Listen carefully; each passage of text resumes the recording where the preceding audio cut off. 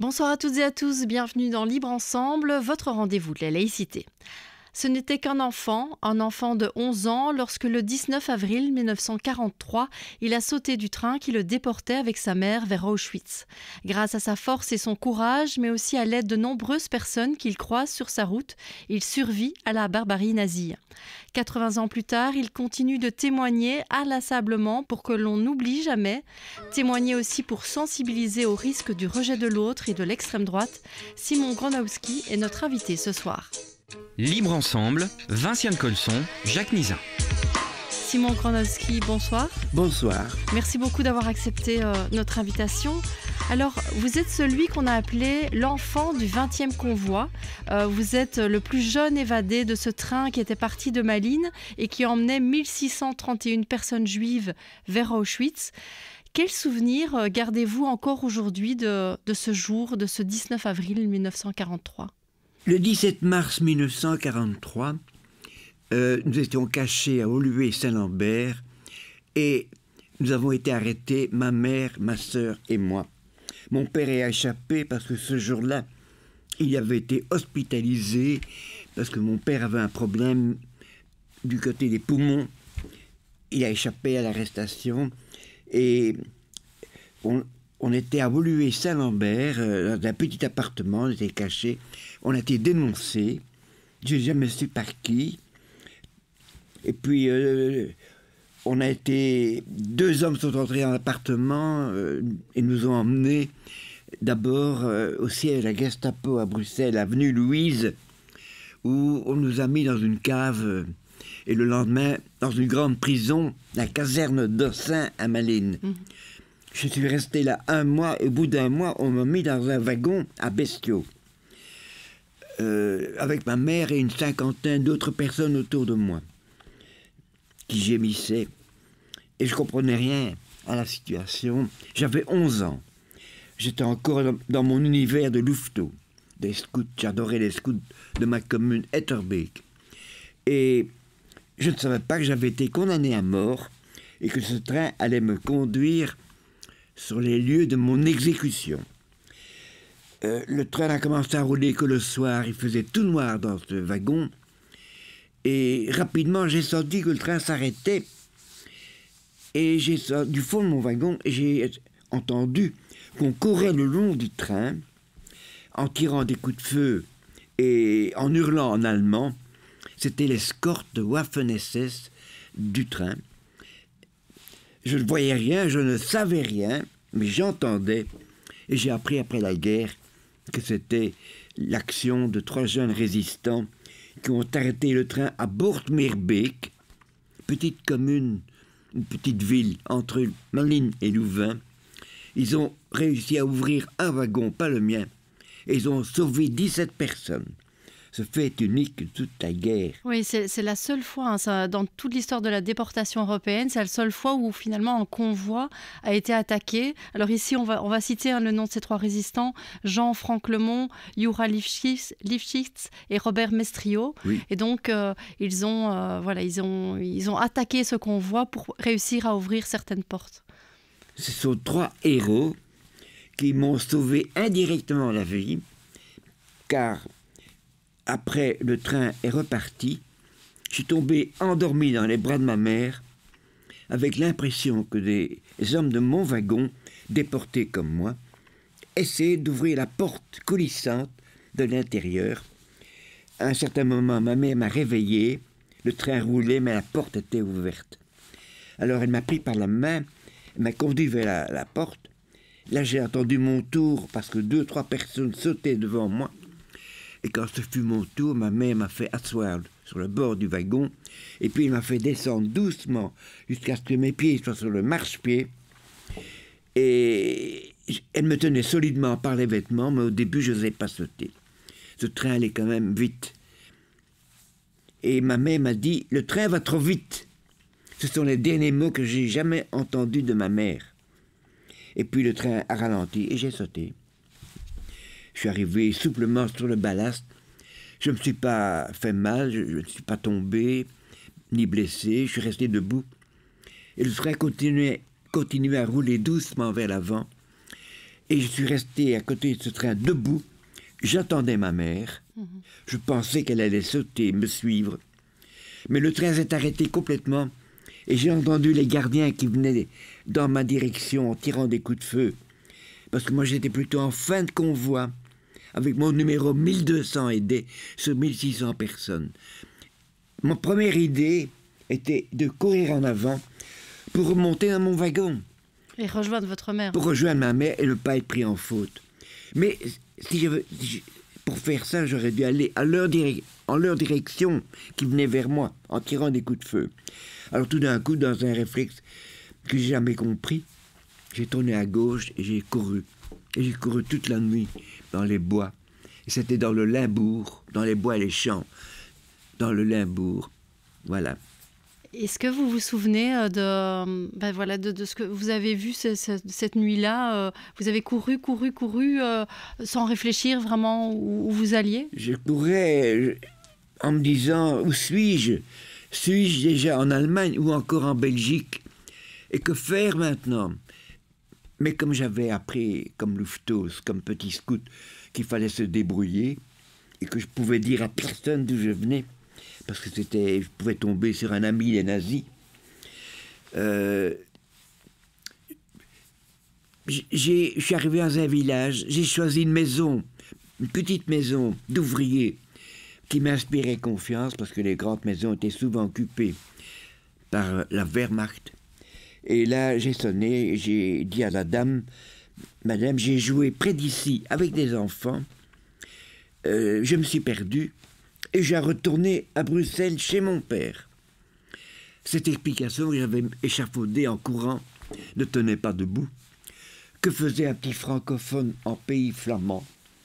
Les vêtements déchirés, pleins de boue, à 80 km de Bruxelles. Enfin, cette dame n'a pas posé de questions. Elle a appelé son voisin qui m'a conduit à vélo à la ville voisine, Borglone. C'est entre Saint-Tron et Tongres. Et il m'a déposé chez un monsieur. Quand je l'ai vu avec son uniforme et son revolver, un gendarme belge, j'ai été pris d'une terreur terrible. Je me disais, celui-là, il va me ramener à la Gestapo. Il me demande tout le temps qu'est-ce qui s'est passé. Moi, je répondais, j'ai joué, je me suis perdu. Il ne me croit pas. Il prend son vélo, il va à la gare, il revient et me dit, je sais tout. Tu étais dans le train des Juifs qu'on emmenait en Allemagne. Tu t'es échappé. Tu ne dois pas avoir peur. Je suis un bon Belge. Je ne vais pas te dénoncer. Entendant ces mots, je suis tombé dans ses bras, en pleurant, en avouant, en lui parlant de ma mère. Sa femme m'a donné à manger, un bain parce que j'étais plein de boue. Et comme je vais rentrer à Bruxelles, mais pas à pied évidemment, mais avec un autre train, et que je vais être habillé correctement pour ne pas me faire remarquer, et que mes vêtements étaient complètement abîmés, pleins de boue, elle m'a donné le costume de son petit garçon. Et le même jour, ce gendarme m'a fait conduire à une autre gare par sécurité, une gare qui s'appelle Kortenbos, et j'ai pris le train. Miracle, pas de contrôle dans mon train, je suis arrivé à Bruxelles. Eh bien, ce gendarme, c'est un héros. Si les nazis avaient su qu'il a protégé un enfant juif évadé, il aurait fusillé. C'est un héros. Et puis après, j'ai retrouvé mon père. J'ai retrouvé mon père qui était caché après l'arrestation. Mes amis scouts sont allés le chercher à l'hôpital pour le mettre en sécurité dans une famille. Et j'ai été chez mes amis scouts directement, en revenant à Bruxelles, qui m'ont conduit chez mon père, je l'ai trouvé. Et puis on est le 20 avril 1943. Ouais. Et je dois attendre encore 17 mois la libération de Bruxelles.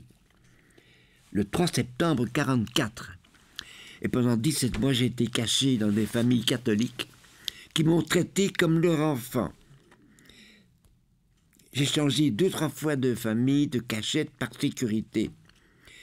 Et quand j'arrivais quelque part, j'allais d'abord dans le grenier pour voir comment je pourrais fuir par les toits s'ils venaient me chercher. Chaque nuit, je rêvais que j'étais poursuivi. Chaque coup de sonnette m'effrayait.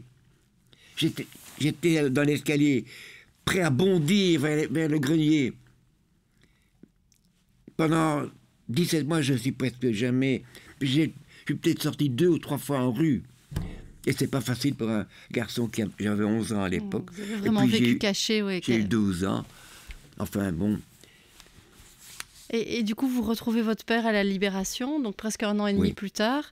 Et là, votre père, en fait, meurt de chagrin quand il apprend, en fait, l'horreur des camps et aussi le décès de votre mère et de votre sœur. Hein. Les nazis ont tué ma mère et ma sœur dans la chambre à gaz d'Auschwitz-Birkenau. Mon père a échappé à l'arrestation, mais quand les troupes alliées sont entrées au printemps 1945 en Allemagne, et on découvert les camps Bergen-Belsen, Dachau et tous les autres, Ravensbrück et Buchenwald, et les montagnes de cadavres, les chambres à gaz, les fours crématoires. Mon père a compris qu'elle ne reviendrait pas. Et il était complètement déprimé et il n'a pas su lutter contre la maladie. Donc il est mort désespéré. Et je suis resté tout seul alors. J'avais à ce moment-là 13 ans. Alors vous avez mené des études de droit, vous êtes devenu docteur en droit à l'ULB, puis avocat au barreau de Bruxelles. Vous êtes aussi un grand pianiste de jazz. Comment on se construit quand on se retrouve seul dans un contexte aussi difficile que celui que vous avez vécu? Il y a 2 choses qui m'ont aidé. D'abord, il faut savoir que la partie la plus importante de la vie humaine, c'est le début. Quand un bébé arrive au monde, s'il n'est pas pris tout de suite dans les bras de l'amour, il est marqué pour la vie. Et moi, j'ai été un bébé adoré.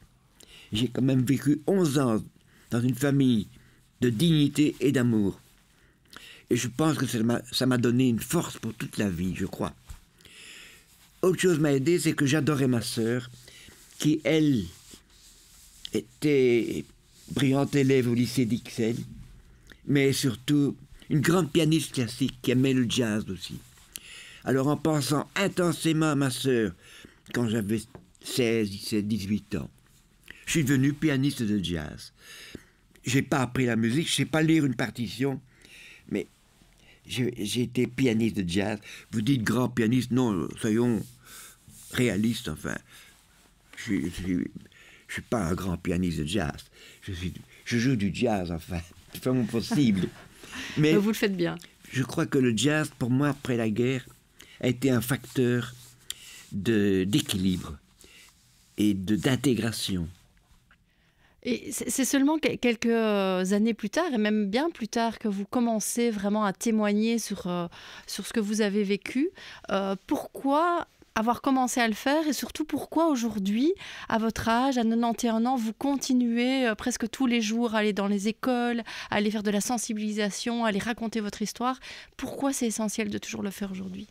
Je vous dis d'abord que pendant 60 ans, j'ai presque jamais parlé de tout ce drame. C'était pas un secret, mais je n'en parlais pas, pour différentes raisons. Et puis, si j'avais remué constamment ces événements tragiques, j'aurais fait une dépression, j'aurais perdu l'équilibre. Donc j'en parlais pas. Je vivais, je suis marié, j'ai des enfants, maintenant je suis grand-père, j'ai fait beaucoup de choses. Mais puis, fin du siècle passé, dans les années 1997, 98, on est venu me dire que je devais témoigner, écrire un livre. Alors je m'y suis mis, j'ai obéi, j'ai écrit, et c'était difficile, ça a été une douleur d'évoquer tout ça. Et il y a des pages de mon livre qu'aujourd'hui j'ose pas lire.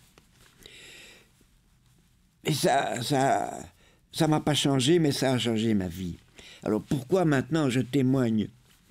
Je témoigne d'abord contre les négationnistes, qui sont pas des fous, mais qui sont dangereux, sont des néo-nazis, parce qu'ils nient les crimes d'hier pour en commettre d'autres demain. Je parle également maintenant pour remercier les héros qui m'ont sauvé la vie en risquant leur vie. Et aussi au nom des victimes. Je veux m'exprimer au nom des victimes. Pas seulement des Juifs, parce qu'Hitler a tué plein de gens. Et je parle également au nom de victimes d'autres barbaries, comme le génocide arménien ou le génocide du Rwanda, il n'y a pas si longtemps. Parce qu'il n'y a pas un génocide qui est plus grave que l'autre. Ils sont tous criminels. Et je parle surtout contre l'extrême droite. Parce que j'ai été victime de l'extrême droite. Parce que l'extrême droite est le berceau du fascisme, du nazisme, du racisme et de l'antisémitisme dont j'ai été victime. Et c'est le berceau de la haine. Et voilà, et je crois que c'est utile, je ne dis pas que c'est une goutte d'eau dans la mer des bonnes volontés, mais c'est quand même une goutte utile. Oui, parce que cette extrême droite, aujourd'hui, elle est, j'allais dire, elle est plus proche que jamais, mais dans certains pays autour de nous, elle est déjà au pouvoir. Il y a des parlementaires d'extrême droite en Belgique. Et donc, ça veut dire que c'est encore plus important aujourd'hui qu'hier de témoigner, de sensibiliser. Ça a toujours été important, je pense, de témoigner, mais actuellement, c'est très important parce que l'extrême droite est un danger pour l'humanité et pour la jeunesse. Donc, il faut lutter contre l'extrême droite. Comment lutter contre l'extrême droite? Comment? Eh bien, personnellement, je suis contre la violence, contre les révolutions qui sont dans la brutalité. Il y a peut-être des peuples qui sont acculés à de pareilles extrémités. Mais je pense qu'il y a deux moyens très pacifiques pour lutter contre l'extrême droite. Le premier, c'est l'éducation. L'éducation des jeunes, l'éducation de tout le monde. L'information, le devoir de mémoire. Quand moi j'explique ce qui m'est arrivé à cause de l'extrême droite, c'est une leçon que je donne aux gens. Parce que c'est vrai qu'il y a maintenant des pays où l'extrême droite relève la tête. C'est donc toujours en danger. Il faut être vigilant. Et il faut donc informer les gens sur les dangers de l'extrême droite. Et une deuxième façon de lutter contre l'extrême droite, c'est de bien voter. L'élection, il faut bien voter. Par exemple, je dirais qu'en Belgique, tous les partis sont... Moi, je ne fais pas de politique, mais je sais que tous les partis sont démocratiques en Belgique. Sauf un, le Vlaams Belang. Et en France, tous les partis socialistes, les républicains, tout ça, Mélenchon, tout ça, sont des partis démocratiques, sauf Le Pen. Mais je ne dis pas que tous ceux qui votent pour le Vlaams Belang et pour Madame Le Pen sont des fascistes. Il y a des gens qui votent comme ça de bonne foi, qui se trompent, qui sont trompés, qui sont désespérés, qui essaient une autre solution. Donc, il faut les informer. Mais parmi les dirigeants des partis d'extrême droite, il y a des gens dangereux, il y a des néo-nazis. Donc, moi, c'est ma façon, moi, de répondre. Et j'estime que témoigner, parce que je suis appelé à témoigner beaucoup, notamment dans des écoles, en Belgique et ailleurs, et je crois que c'est utile pour informer les jeunes des dangers de l'extrême droite, parce que je suis vraiment un exemple de victime de l'extrême droite, mais je ne suis pas le seul, j'en connais beaucoup d'autres. Beaucoup ont déjà péri, enfin ils sont morts maintenant. C'est bon que moi j'étais très jeune à l'époque, j'avais 11 ans. Mais mes aînés de l'époque ne sont plus de ce monde. Je ne dis pas qu'il y a un autre monde d'ailleurs. Mais on va continuer à parler de lutte contre l'extrême droite, de résistance aussi, parce que finalement, l'histoire du 20e convoi, c'est aussi une histoire de résistance. Oui, bien sûr. On continue à en parler avec vous, Simon Gronowski, mais aussi avec Lionel Rubin qui nous a rejoint en studio. Bonsoir Lionel. Vous êtes chargé de mission au Centre d'action laïque, lequel qui est membre de la coalition 8 mai. Alors cette coalition, en quoi ça consiste et en quoi finalement c'est lié à ce dont Simon Gronowski vient de nous parler? Oui, merci. Je voulais déjà remercier effectivement Simon Gronowski parce que je sais son agenda chargé pour l'instant, notamment à l'approche du 8 mai, on va en parler. Et puis on voit effectivement toute la puissance que peut apporter un témoignage. Et donc voilà. La coalition 8 mai, c'est un ensemble de partenaires qui s'est réuni notamment en vue de commémorer le 8 mai et donc la victoire des Alliés sur l'occupant nazi. Donc ces partenaires, c'est essentiellement des syndicats, des personnalités, des organismes de la société civile, mais aussi du monde académique, du monde culturel, avec aussi des associations estudiantines. C'est national, donc c'est Flandre, région bruxelloise et Wallonie. Et donc l'idée, à l'initiative donc d'une fille de la résistance, Hélène de Sout, l'idée ça a été de se dire refaisons du 8 mai un jour férié. Date importante qui commémore les victimes et aussi la résistance. Et donc, refaisons de ce 8 mai un jour férié afin de réaliser ce devoir et ce travail de mémoire, ces gouttes d'eau, dont parlait Simon Gronowski. Et donc ça, c'est tout l'intérêt de la coalition 8 mai. Et donc, les 7 et 8 mai, il va y avoir d'abord le 7 mai, ce dimanche 7 mai, il va y avoir une réunion à Brendonck, donc une commémoration avec une visite, des discours, un concert, etc. Et ensuite, le 8 mai, chaque région, alors dans les différentes villes de Belgique, va procéder à des commémorations, des activités artistiques, etc. Tout ça pour rappeler les atrocités auxquelles peut mener l'extrême droite. Oui, donc toute une série d'activités. Il y a une balade résistante aussi autour de Flagey. Alors notamment à Flagey, à Bruxelles, donc il y a une balade résistante. Donc on va autour de Flagey visiter l'ensemble des lieux mémoriels. Donc passer devant les maisons qui ont abrité des résistants, passer devant des pavés de mémoire, passer devant des bâtiments qui ont été utilisés à l'époque par la Gestapo, etc. Et donc voilà, c'est à 14h et c'est le lundi 8 mai. Alors Simon Gronowski, vous faites partie de cette coalition 8 mai. Vous avez signé pour cette coalition et pour par exemple que cette date redevienne un jour férié parce que ça fait de nouveau partie de ce devoir de mémoire et ce travail de sensibilisation que vous expliquiez juste avant. J'approuve et j'appuie à fond la coalition du 8 mai qui est animée notamment par Hélène de Sout parce que c'est un exemple de devoir de mémoire.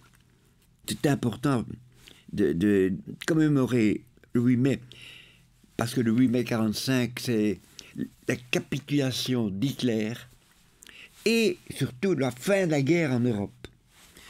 Donc c'est un jour important qui a été un jour férié en Belgique pendant des années. Et puis, ça a été supprimé, je ne sais pas exactement pourquoi, mais moi, je soutiens le mouvement qui veut rétablir le 8 mai comme jour férié, comme le 11 novembre, et comme certains pays, parce qu'en France, c'est encore un jour férié. Voilà, je trouve cette initiative magnifique. Je l'appuie entièrement, de bon cœur. Oui, Lionel Rubin, c'est l'occasion aussi ce 8 mai de rappeler que, comme on le disait, l'extrême droite, c'est pas qu'elle s'approche, c'est qu'elle est là en fait. Ben oui, c'est toute la nécessité effectivement de se rassembler entre démocrates, quelles que soient les confessions et les convictions politiques de chacun, à partir du moment où on s'accorde là-dessus. C'est vraiment la lutte contre l'extrême droite. On n'en est plus là en Europe, dans nos démocraties occidentales, on n'en est plus à lutter contre la montée de l'extrême droite. Elle est présente dans nos parlements. Il suffit de voir en Italie, et parfois elle participe au pouvoir. Il faut voir l'Italie, la Pologne, la Hongrie, la France aussi dans les élections. Tout ça, et en Belgique aussi, on a une extrême droite qui est présente dans nos parlements et donc qui influe l'agenda politique, qui participe directement ou indirectement au pouvoir. On voit qu'elle peut bloquer, par exemple, des avancées démocratiques, notamment pour les droits des femmes, on l'a vu en Belgique, mais elle peut aussi, de manière indirecte, polariser des débats et donc effectivement tendre un débat démocratique et tendre des positions pour essayer d'aller chercher le plus à droite possible. Et ça, c'est vraiment un danger, c'est vraiment des manifestations de la présence de l'extrême droite ici en Belgique. Et on voit que les sondages actuels sont extrêmement mauvais et voilà, ils font état de la bonne santé de l'extrême droite ici en Belgique. Normalement, en 2024, si les sondages sont respectés, on a le premier parti de Belgique qui est le Vlaams Belang dont parlait Simon Gronowski. Donc, on n'est plus dans de la prévention et dans des sortes d'incantations pour ne pas avoir l'extrême droite. On est maintenant, c'est l'heure d'être ensemble, de se lever et de lutter contre sa présence et contre ses effets néfastes. Oui, Simon Gronowski.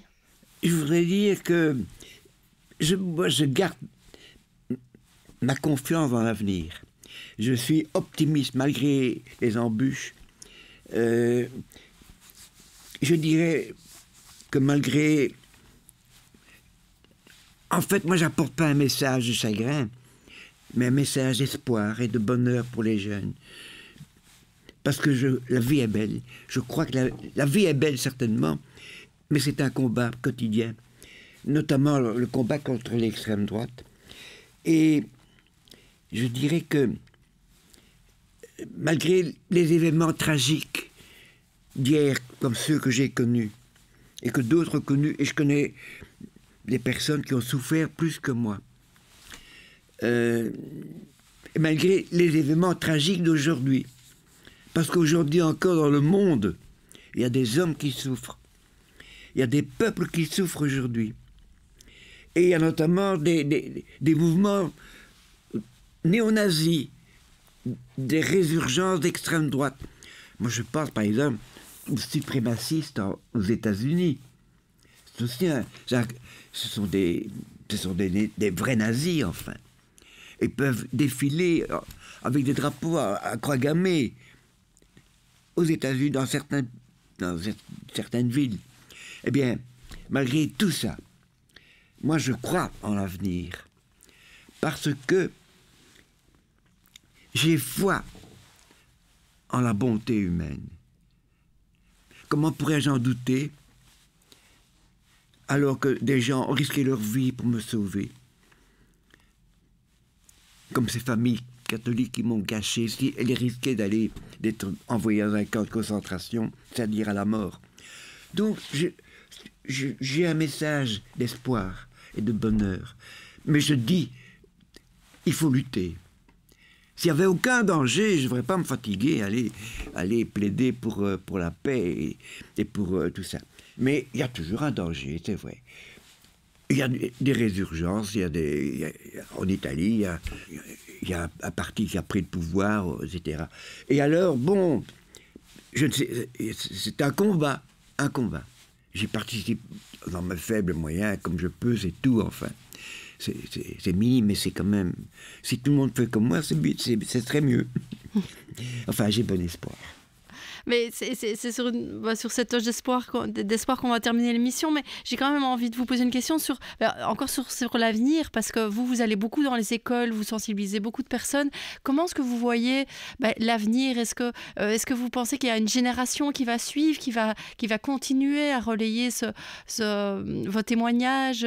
Est-ce que c'est la société dans son ensemble qui doit s'emparer de ce travail de mémoire et continuer à parler de ce qui s'est passé dans les années 40? Il faut dire que, heureusement, que la mémoire ne dépend pas des témoins.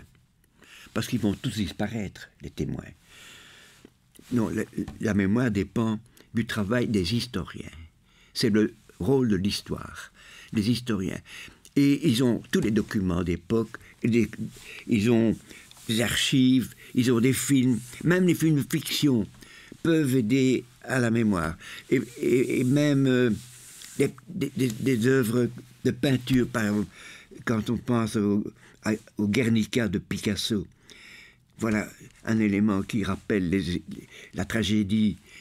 Donc, c'est le travail des historiens. Et la mémoire collective aussi. Parce que, comme je le dis, celui qui entend un témoin devient témoin. Merci beaucoup Simon Gronowski vraiment pour votre témoignage. Alors quelques infos pratiques sur la coalition 8 mai, donc 7-8 mai, vous pouvez trouver toutes les infos sur www.coalition8mai.be. Vous dire aussi que le musée juif de Belgique organise une exposition en ce moment sur les 80 ans du 20e convoi dont vous vous êtes échappé, une exposition de photos de Jo Struyven jusqu'au 14 août 2023. Vous avez participé activement à cette exposition. Donc, Ah oui. Alors, donc ça, c'est à voir au musée juif de Belgique. Merci beaucoup Simon Gronowski, merci aussi Lionel Rubin. Merci de m'avoir invité. Merci à vous d'être venu et merci pour ce témoignage très riche et plein d'espoir. Belle soirée à tous.